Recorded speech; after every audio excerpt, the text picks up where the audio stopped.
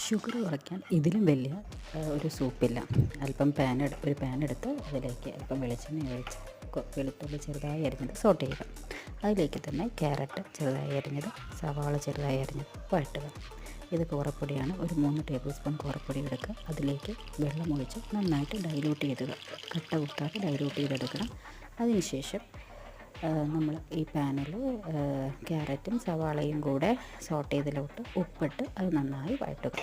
എന്നിട്ട് അല്പം വെള്ളം അതിലേക്ക് ഒഴിച്ചു കൊടുക്കാം.